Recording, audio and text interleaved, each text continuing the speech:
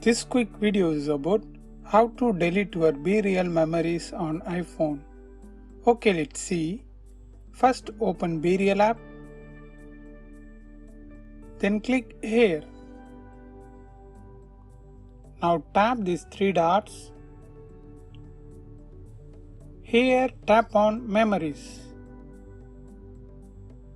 Yeah, here you can permanently delete your old BeReal memories and also stop saving future memories on BeReal.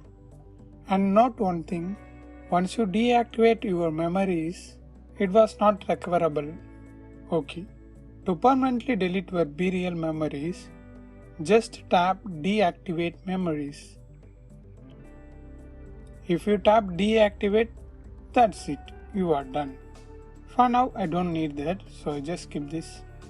And if you want to know more useful tips and tricks about BeReal app, watch this playlist. That's it for now. I hope this video helps. If it really helps means leave a like and share this video with your friends and neighbors. Thanks for watching.